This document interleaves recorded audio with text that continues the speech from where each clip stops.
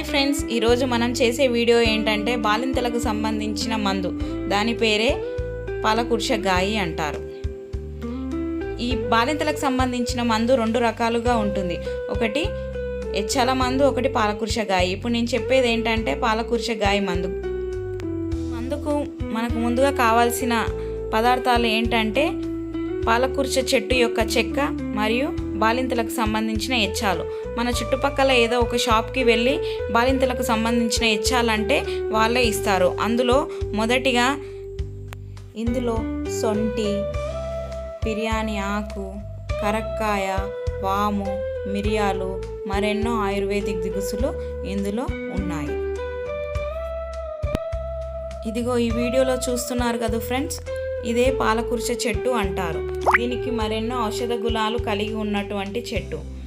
ప్రొద్దున్నే 4 లేదా 5 గంటల సమయానికి అడవికి వెళ్ళి ఈ చెట్టు యొక్క మొదలును నరికి తీసుకొని రావాలి. ఇంత ప్రొద్దున్నే ఎందుకు అంటున్నానంటే, అంత ప్రొద్దున్నే వెళ్తేనే ఆ చెట్టుకు ఉన్న చెక్కలో చాలా జ్యూస్ ఉంటుంది. మనకు జ్యూస్ చాలా ఎక్కువ క్వాంటిటీ కావాలంటే పొద్దున్నే వెళ్ళాలి, లేదంటే జ్యూస్ చాలా తక్కువ క్వాంటిటీలో వచ్చే అవకాశాలు ఎక్కువగా ఉన్నాయి.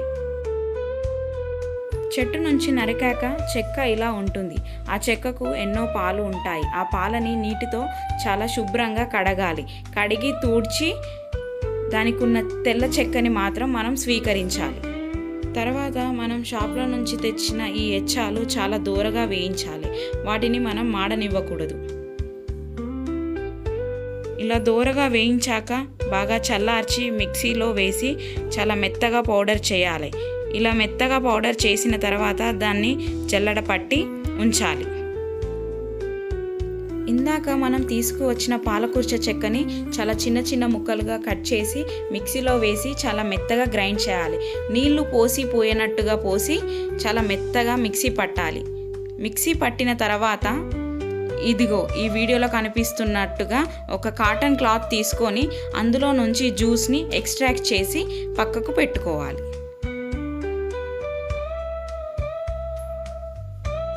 తర్వాత ఆ జ్యూస్ని ఒక చిప్పలో, అంటే దీపపు చిప్పలో తీసుకొని గ్యాస్ స్టవ్ మీద పెట్టి చాలా సిమ్లో పెట్టి చాలాసేపు మరగనివ్వాలి. ఇలా పొంగు వచ్చేంత వరకు చాలాసేపు సిమ్లో పెట్టి మరగనివ్వాలి. వీడియోలో చూస్తున్నారు కదా ఫ్రెండ్స్, ఇలా పొంగు వచ్చినప్పుడల్లా ఆ మీది ఉన్న పొంగుని వేరే ప్లేట్లోకి తీసుకోవాలి.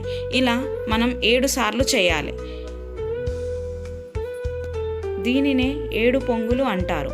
ఇలా కోవని కలిపినట్టుగా బాగా కలపాలి. కలుపుతూనే ఉండాలి. ఇది మనం ముందుగా గ్రైండ్ చేసుకున్న ఎచ్చాలు మరియు పక్కకి ఉన్న కర్పూరం, ఇవన్నీ దిగుసులు అందులో వేయాలి. అది బాగా మరిగాకనే వేయాలి. చూడండి ఫ్రెండ్స్, పొంగు ఎలా వస్తుందో. ఇలా పైకి పొంగు వచ్చేసరికి మనం ఇలా 7 సార్లు తీయాలి.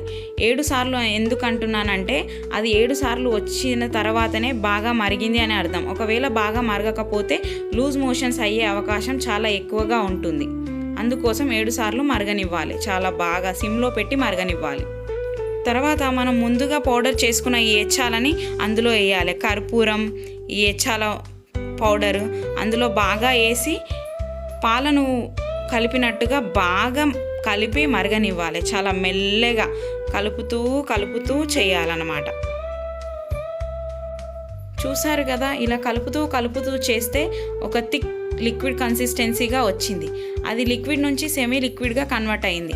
ఇలా కలుపుతూనే ఉండాలి. ఒక పేస్ట్ మాదిరిగా వచ్చే వరకు మనం కలుపుతూనే ఉండాలి. ఇలా బాగా కలిపిన తర్వాత ఇలా అవుతుంది ఫ్రెండ్స్. ఇలా అయ్యాక మనం స్టవ్ ఆఫ్ చేసి దాన్ని బాగా చల్లారపెట్టాలి. చల్లారపెట్టి ఆ పేస్ట్ని బాగా కలుపుకుంటూ ఒక సైడ్కి తీసుకోవాలి. అందులో ఉన్నా పర్లేదు, లేదంటే ఇంకొక ప్లేట్లోకి సైడ్కి తీసుకున్నా పర్లేదు. ఇలా బాగా చల్లారాక మనం చిన్న చిన్న ముద్దలు కట్టుకొని వేసుకోవాలి.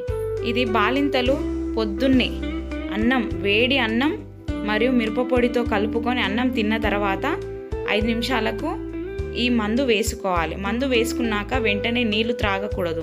కనీసం ఒక అర్ధ గంటనన్నా ఆగి నీరు త్రాగాలి, అది కూడా వేడి నీళ్ళు.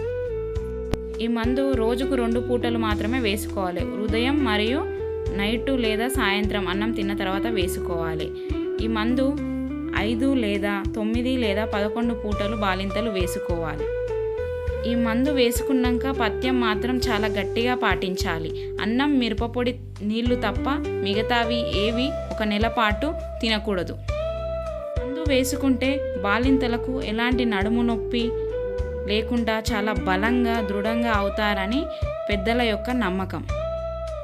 మందు వేసుకున్న తర్వాత ఇలా గాలి పోకుండా ఒక కాటన్ బట్ట తీసుకొని మిగిలిన మిశ్రమాన్ని చాలా గట్టిగా కట్టి పక్కకు పెట్టుకోవాలి. Thank you friends. ఈ వీడియో మీకు నచ్చినట్లయితే లైక్, షేర్ అండ్ సబ్స్క్రైబ్.